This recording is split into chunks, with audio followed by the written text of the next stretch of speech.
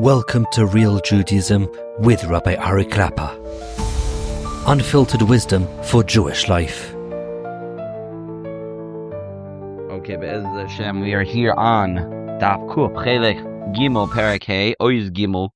We are in the middle of talking about the tefillah of Ata Echad in the Shmona Esrei of Mincha by Shabbos. Every Shabbos we say this line Ata Echad, and we're learning how the words of the tefillah really represent what Shabbos is all about.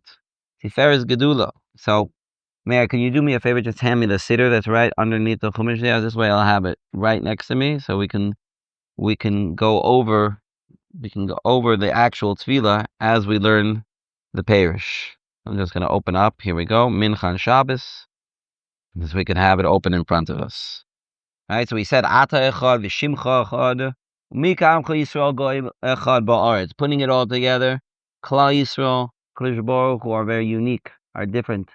We are united, and you are united in our hitbatlut, that we are batal, that we totally put ourselves to the side, and we only come to serve Hashem, who is the Ata Echad v'Shimcha Echad, who is the pure oneness, which is what Shabbos represents.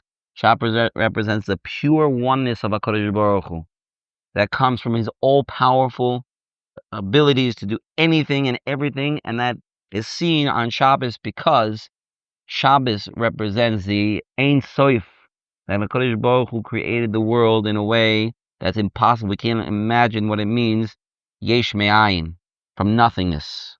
Therefore, Hashem created all the rules, and therefore all the rules don't apply to HaKadosh Baruch Hu. His complete oneness and all of existence is only from Him. And because we are mevatel ourselves as one nation to HaKadosh Baruch Hu, then we are not individuals all looking for our own thing. We are all here to serve Hashem. That's why we are a goy echad ba'aretz. Now we're starting Tiferes Gedula. Says Rapinkus, Shah Shabbos hi pe'er u'gedola l'kol echad miYisrael. Pshuto. Shabbos is the essence of greatness. Pe'er v'gedula, greatness and royalty. B'chol umma yesh anashim chashuvim v'anashim pshutim. In every nation, there are those who are, let's say, the upper class, right? The high society people. And then there are the more simple people. Back in the medieval, it was much easier to see who was part of the ruling class and who the peasants were, right? It was very simple. That was very simple to see. Nowadays, it's a little bit harder to see. We know the people who are on the lowest levels, the homeless, the people who have no ability to care for themselves, have no parnasa. They're considered to be on the lowest class, even though these people might be very high quality people. They might be.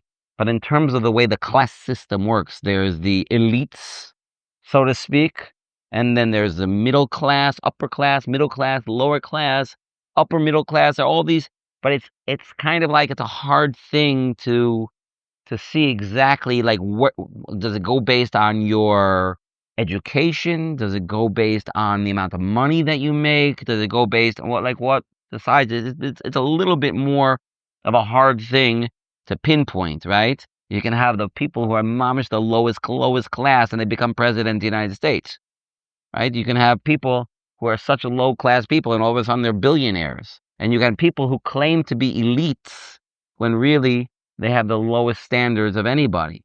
And then you have people who are very, very high class people who people look at as simple people. The Gemara in Maseches Baba Basra says, made famous by Yaakov Shweki, right? That there was a certain, I think it was an Amoira who died, and he came back to life. And they asked him, what did you see in the next world? So he says, Oilam hafuch ani ra'isi. I saw an upside down world. Whoa. Yeah, no, I think it was, you'll hear the song, and then we'll see who it was, right? Right? He says, Olam hafuch ani ra'isi. Mishu lamala lamata, mishu lamata lamala. People who are on the bottom, in the next world are on the top. Because a lot of times it's based on humility. And they treat themselves as low, so in the next world they're in a higher place. And the people who are lamala in this world are big gaivadik, and the next world they're low. And he asked, what about us? Talmidei Chachamim asked him, what about us? And what did he say? He said, we're the same. We're the same. Talmidei Chachamim, just like they are in this world, they are in the next world. Vishamati, and I heard, Shahayu Oimrim, that they said, Ashrei Misha Bolakan v'Talmudo biyodo. The one praiseworthy, the one who comes here, Bolakan. Well, who's he? What's here? Olam Haba v'Talmudo biyodo, and he has Talmud in Yodo, right? Yaakov Shweki. Yeah. Okay, maybe whoever it is. Anyway, the point is that it's an upside down world. It's an upside down world. So the Jewish people, we look like we're maybe on the low, but we know that from a moral and ethical perspective, we know we're right because we're coming with the Torah. And if we're coming with the Torah is the ultimate of ethics. So in every country, in every society, there are different classes. There are lower class, upper class, ashirim, aniyim, the rich and the poor, giburim, mechalashim, people who are strong, people who are weak, chacham, skolim, and people who are very bright, brilliant, right? The educated, and those who are simpletons. Local echad shava b'mamado. Not everybody is the same. Ba'adra b'balei amayla muatim hem. People who are on the highest class, it's like kind of like a pyramid. Right? As the higher you go, the less and less and less there is. Most of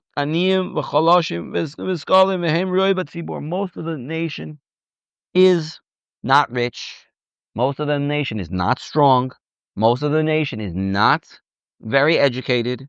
That's the great majority of the people. Shabbos. Here, the Jewish people, now maybe nowadays a little bit better. There was a time, I think it was during the times of Chizkiyahu HaMelech, that they said they were boduk. Even little children knew Hilchos Tumah and Tara. Right? Back at a time when Hilchos Tumah and Tara was the Maisa every single day. Probably Hilchos Tumah and Tara was more the Maisa at those times during the times of the Beis Hamikdash than any other halachos probably. Probably more than any other halachos were the halachos of Tumah and Tara were Nogeya. Because you have to realize every day you have to know what status I am. Maybe for Kohanim more than others. But the dinim of Tumah and Tara in a person's home. If a person was a Zav or a Zav or a Nida and they would be sitting down on a chair, that chair would make them Tameh. And that would stay that way until they were toivel the chair. Right? These things were day-to-day occurrences. Certainly if you lived in Yerushalayim, where they were so careful about Tumah and Tara that they wouldn't allow certain animals into Yerushalayim because they were scared that they would drag bones around and you'd have dead sheretzes and all kinds of things.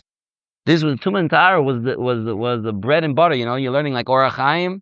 You're learning about Hilchas Netilas Yadayim. You have to learn about Hilchas Tumah Sheretz. You have to learn about when do I have to go to get the Mei Paraduma? I gotta know if there's a dead body and I'm in the room, and then these were mamish daily occurrences. So there were times in the history of Klal Yisrael where everybody knew the halachos. It's an amazing thing, because we are a mamlechas kohanim v'goy kadosh. Even the simplest Jew is a holy Jew, and we need to know the basics of halacha. Every Jew needs to know. Right? I'll just tell a cute side story to bring this point out. My Rebbe Finkelman, mentioned this story many times when he was in a certain camp. I don't remember which camp it was. He was in a number of camps over the years, but this was a long time ago. And there was a certain particular boy who brought into camp a certain magazine that was not appropriate to be brought in. So the magazine was taken away and was brought to the head counselor's office. And he told the boy, Chas v'shalom, we're not stealing anything from you. But on visiting day, when your parents come, so we'll give it back to them. You know, I would have, maybe he should have said, just get rid of it, you know. But no, okay, when the parents come, they're going to come and they'll take it back with them. Okay, visiting day comes and the parents are invited into the office and say, here's the magazine. It's not appropriate here for in this camp. And you can't have it. You can't have it. So this man said to my Rebbe, the father said to my Rebbe, Rabbi Finkelman, you need to understand something. We're not like you. For us, this magazine is okay. For you, it's not okay. So my Rebbe said back, he said, let me tell you something. You see, I wear a hat. You don't wear a hat. Okay, you want to say a hat's a chumrah, and it's, you don't have to wear a hat. I wear a jacket, you don't wear a jacket. Okay, you want to say, maybe Hashem loves your tefillahs better than he loves mine. I wear a hat and jacket during davening, but maybe you have better kavanah, right? And therefore, that maybe we could say that's a chumrah. But this is Shulchan Aruch. Just like I can't look at it, you can't look at it either. It's the same. We're equal. It's not that I'm frum and therefore I can't look at it, but it's okay for you. It's not okay for you either. We all have to keep Shulchan Aruch. People make that mistake. People think that, what do you mean? I'm not a frummy. I don't have to do those things. Certain things are Shulchan Aruch. There's certain pages of Shulchan Aruch that people think just don't exist. Those pages just aren't there. They're not chas v'shalom. They're not like reform and conservative that have hashkafically said that the Torah has changed chas v'chalila. Certainly not. It's just that certain pages of Shulchan Aruch are just torn out. Were never there in the first place. When they got to that section, it was recess, and they missed it. That was the extra shir that nobody came to, right? When they learned those pages. So no, Shulchan Aruch is for everybody. Halach is for everybody. So even the simplest Jew needs to know how to keep Shulchan Aruch. Basics, at least. You might not know every single case. You're not a paisik. You're not going to be able to answer things. And you should always be turning to a Rav. But basics of what it means to wake up in the morning and to wash negavaser and to say brachos and birchas HaTorah and a man knows how to put on tefillin and he knows what tzitzis are and the basics of being a Jew. Unfortunately, there are a lot of Jews out there that don't know that they're Jews. It's very sad. And here, they're going to miss out on that Tiferes Gedula. They're going to miss out on being that great nation. Because as we say over here, there are a lot of different levels of people. But when it comes to Shabbos, Shabbos, Hashem's oneness spreads over everything, the whole world.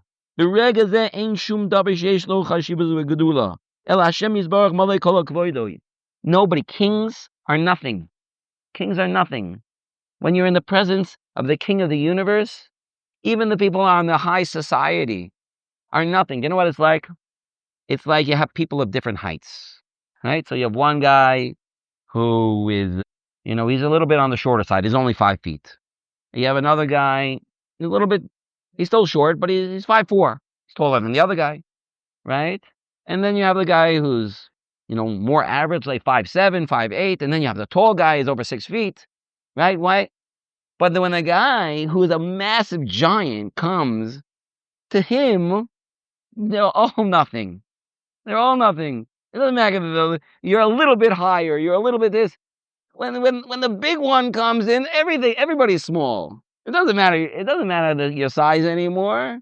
But Kol Shekain, how much more HaKadosh Baruch Hu is everything. Everything. So that little bit that makes you a little bit better, that really makes a difference when you're in the presence of the Rabbeinu Shel Olam, when you're in the presence of all greatness, which is the secret to the anibus of Moshe Rabbeinu. Moshe Rabbeinu was called Onov Mikol Adam. How could that be? Moshe Rabbeinu was the greatest person to ever live. Peh el peh, HaKadosh Baruch Hu spoke to him. The greatest person to ever live. And yet, he was the most humble of all people? Yeah. Why? Because he saw Klape HaKadosh Baruch Hu. He was nothing. Klape HaKadosh Baruch Hu, what am I? I'm a nothing. As the Pasuk says, V'nachnu ma. He says the Korach, Moshe Rabbeinu said, what are we? We're nobodies. Well, you're not arguing with us. You're arguing with Hashem. How can you argue with Hashem? We are nobodies. We are nothing. When you're looking at yourself, Klape Hashem, kings are meaningless. They're meaningless. Now, HaKadosh Baruch Hu wants us to respect kings. You should know that. HaKadosh Baruch Hu wants, and we discussed this way back in Chelek Aleph when we discussed what Malchus was. HaKadosh Baruch Hu wants us to respect kings because HaKadosh Baruch Hu gave them koyach. We have a special bracha to make on kings, or a Jewish king, or a Goyish king. There's a special bracha to make over a king. So HaKadosh Baruch Hu in this world wants to give us kavod, wants to give them kavod, and therefore we make a bracha. And that's why Moshe Rabbeinu treated Paro with respect, even though he also treated him like a little toy. And Eliyahu Hanavi treated Achav with respect, even though he was a Baal Avodah Zarah. Because HaKadosh Baruch Hu wanted that. But when HaKadosh Baruch Hu was here in our presence, all the classes, all the upper class, lower class, it's meaningless. HaKadosh Baruch Hu's here. He takes over everything. There is no chashivas anymore. We are all bottled to HaKadosh Baruch Hu.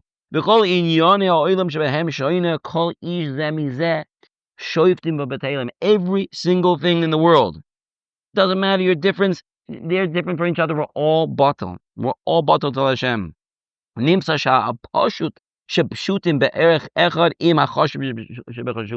What comes out is that the low society are on the same exact level as the highest people, the highest society. We're all exactly the same.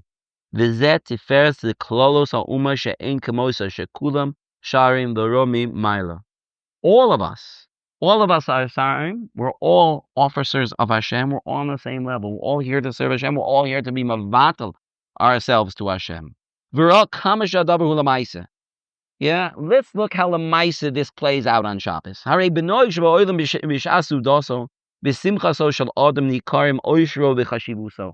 a person makes a chasana, when a person makes a party, that's how you can tell what level he is at. When a person has a party, unfortunately, nowadays people have gone crazy about this because this class system, even though it's like I said, nowadays it's a little bit hard to see who is on which level. But unfortunately, nowadays, maybe in Eretz Yisrael it's less, but certainly in America, in America, this is a very, very big problem of people making very, very expensive affairs without having the money to back it.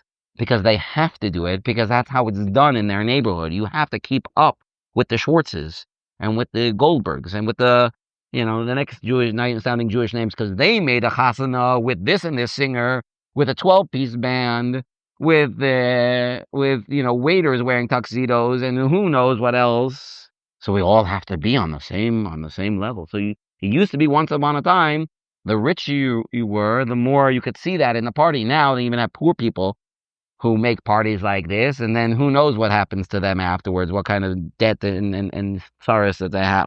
But it used to be once upon a time, people knew how to live within their means. And when they made a party, they made a more humble party, and that's just the way it was. When a rich person made a chasana for a son, it's like a king, Va'ani, and a poor person. He would have to do less. Even the rich person, there is only so much. And there are certain things that he can't do. Even it says, the Gemara in Bava Metzia says that when you hire a poil, says you should make a condition when you hire him, you have to pay your workers. And you also have to feed your workers. So it says when you hire workers, make sure to make a tanai that you're only giving them the cheapest food. Because if you don't, you have to give them the best. Why? Because they're Bnei Avram, Yitzchak, Yaakov. And he goes on to tell us, the Gemara told about the type of seudah that Avram Avinu would give to his guests, which was bigger than even Shlomo HaMelech gave. And Shlomo HaMelech certainly was the wealthiest man in the world. And still Avram Avinu made better parties than Shlomo HaMelech. So you see that there's a certain gvul, there's a certain limit, even for a rich person, how much you could possibly do, right? I remember I was at a wedding one time on the West Coast, and the entire, I guess it was smorgasbord, but it wasn't. It was kind of like it was like out of a different order. And West Coast and East Coast are very different, I guess. Anyway, the point is there was no meat. It was all fish. The whole thing was fish. This entire smorgasbord was fish. There was like steaks over there. So I thought, oh, finally some meat. It turns out to be tuna, these steaks. You bite into them, you could tell in a second that they were not steaks and they were tuna. So you might think, well, I can do whatever I want. No, even that's limited. He asked, I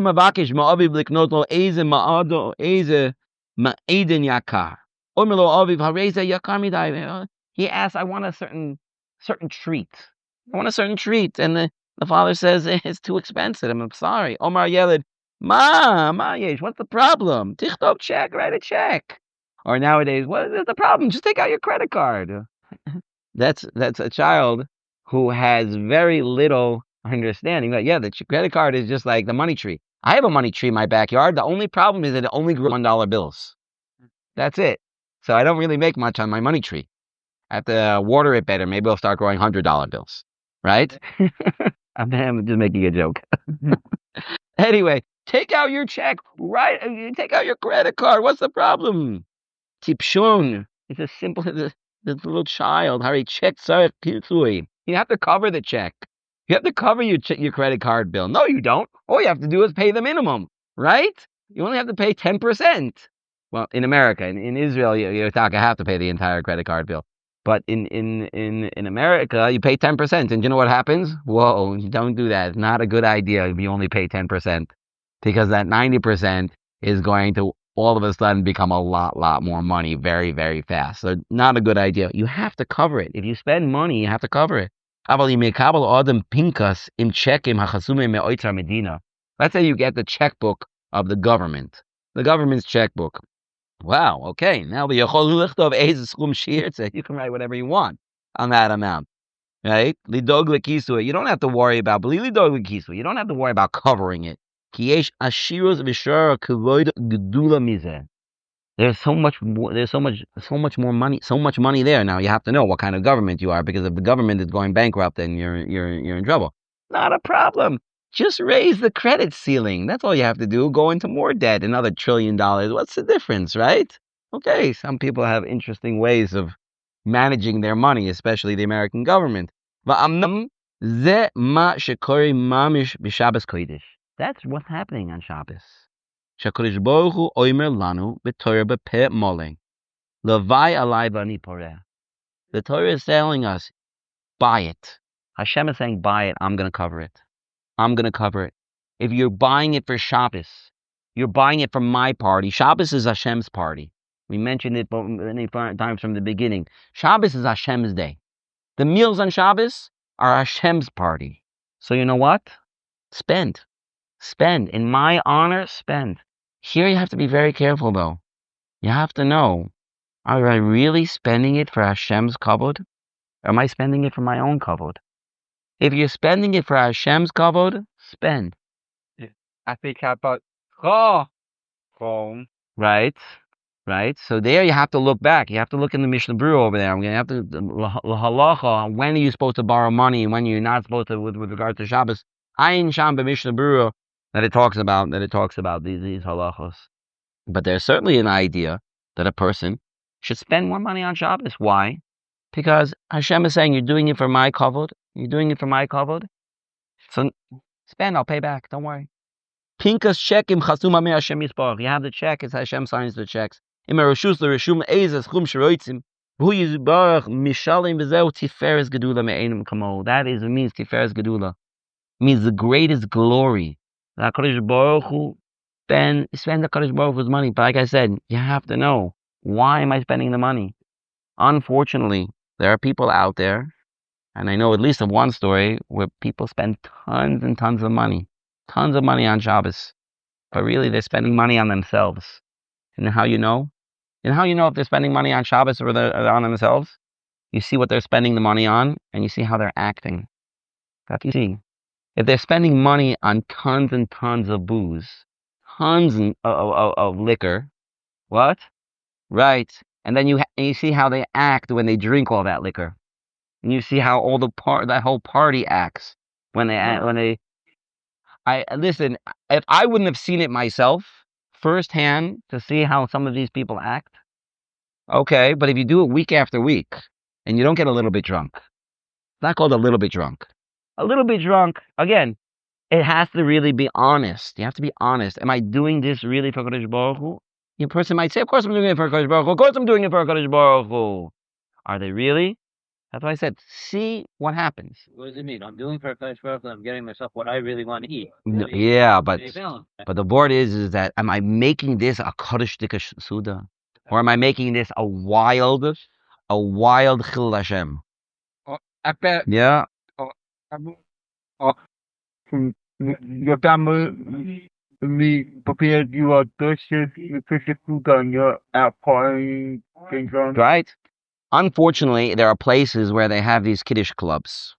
Kiddush clubs where people are getting drunk and they're not coming home for their seudas with their families. They're not. People are getting drunk at these parties and they either pass out wherever they are. It sounds crazy, right? Okay, but there are stories like this, right? At different times. We're not going back, 20. Yeah, kichel, a little kichel. You got kichel with the sugar or without the sugar. You got the kichel. Yeah, you got the old school wine sauce, the herring. The one type of herring. Or there are places where people get drunk, plastered every single Shabbos, and they act like animals. Is that LeKavod Shabbos? Is that what Hashem wants? That for me, you're honoring me by doing that? Is that what Hashem wants? Yeah, spend the money on Shabbos. Is it on Shabbos or is it on yourself? That's Oh. on pop, cocoa, short. So the truth of the matter is on Shabbos, there is another parak here that talks about tanugim, oinig Shabbos, and there are definitely opinions that say, yes, when it comes to really enjoying a food, get something that you like. You like this food, buy it. Yeah, for sure. Because it's Hashem's party, and you should enjoy too, because Hashem wants you to enjoy too. Yeah. Diet is they become. Yeah, maybe not. People's diets, they stop on Shabbos. Everybody has their break. You got an neshama yisera, which Rashi says already means that you loosen your pants a little bit. You got a different size shirt, you get a different size pants, right? Because it means you have more space. Maybe there's a low level, there's a neshama, there's a nefesh, a ruach, neshama, there's a lot of things that add on Shabbos. But yes, in a situation like that, and you're doing it LeKavod Shabbos because I enjoy this food, yes, there's a mokum to say that. What I was talking about is somebody who is not, he's making a chil Hashem. It's unfortunate. It's unfortunate that wives have to deal with husbands like this, that they don't come home. They don't come home because they pass out wherever they are. They drink so much, or worse.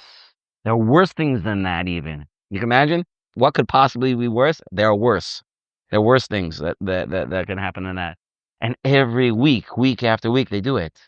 Right? It's like the guy who says, "I only drink 2 days a year. Yeah, Purim and Shabbos. Right? That's it. 2 days. So is that really LeKavod Shabbos? Spend money on Shabbos, but on Shabbos spend it. Enjoy the food because it's Shabbos. Enjoy the food because it's Hashem's day. Buy a little bit nicer things. Again, look in the Shulchan Aruch first. Which category do you fall into? Do you fall into the category where you really can even borrow tons of money, LeKavod Shabbos? If a person really is doing for Shabbos, yeah, probably. But Ayin Sham, you have a halachic question, ask. But that's what it means, Tiferes Gedula, because we're not limited to ourselves on Shabbos. Let's just finish up this piece. V'nogu Yisrael be'inyan lavish. When it comes to clothing, shebekol yemos hashavua ba'al malacha lo lavish begodim ma'amidim al malachto apshuta. Right? The doctor, the dentist wears his scrubs, and the appliance repairman wears his work clothes, and the construction worker wears his work clothes, and the lawyer wears his work clothes, right? And the lifeguard wears his work clothes. So everybody is wearing their work clothes. Shabbos Kodesh, Loiveshu Big Day Malchus. Oh, did we get dressed up? Now why? Because Tiferes Gedula. It's Hashem's party. We're all on this low level, but we're coming to Hashem's party. It's Hashem's day. V'ra Yehudi Baal Beis Chasidi Shir Yid. Shekol HaShavua Malechas Pshutos Shepshutos. The Hasidic Yid all week he works in construction, and he's wearing overalls, and he's got paint and all kinds of stuff all over him. And b'Shabbos lo de'shtraimel nim'il prachim. He's wearing a beautiful bekisha with a straimel. I can't even see how tall it is. It's mamish a keter. It's a crown. Wow. With his beard, he looks like an admor. Wow. Because we are. That's the reason. You think you're a king? You sweep the streets. You think you're a king? No. On Shabbos, it's Hashem's day, and we're all equal. If you're a street sweeper, which is also an important job because we need to have clean streets, or you're doing a different job, on Shabbos we're all the same. We're all batal to Hashem. Shatoirasu umnusu v'kol zman mekudash b'yom zeh la'avodas haborei ke'echad tzadikim. We make this time kadosh. This is a special time. V'zeu tifer she'en kamoisei la'am sheb'yom zeh kulam malachim. It's not just that we're all batal, but we're batal to the king. So if we're all batal to the king, then it's like we're becoming part of the king. We're at the king's party. And if we're at the king's party, we're all kings. We're all kings too. And that's why we all dress up. It's not a game. It's not like a show, like just a tachposet, like some kind of costume. This is what we are. We are all kings on Shabbos because we're by the king's party. But we have to look at it as we're at the king's party. That tiferes gedula, that greatness. You're at the king's party. It means behave like you're at the king's party too. Yes, the king's party has everything. Everything. Even more types of herring than they have in certain neighborhoods where you can't imagine how many types of herring that they have, right? I'm saying that because I like herring. The king's party is even bigger than that. The more that we can appreciate Shabbos, the more that we really put in and mashkia into Shabbos, and we actually enjoy Shabbos, yes, and we'll be kings too. But again, it has to be, what are we doing it for? We're doing it for Shabbos. We're doing it for Shabbos. We're not doing it because I just want to go wild. And Bez Hashem, we do it right. We'll mamish be connecting to Shabbos a lot more. Shkoyach.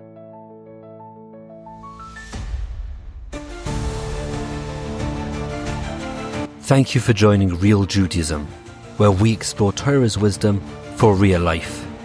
Created by J Foundations and produced by Eli Podcast Productions. Find more episodes at realjudaism.org and subscribe wherever you listen to podcasts.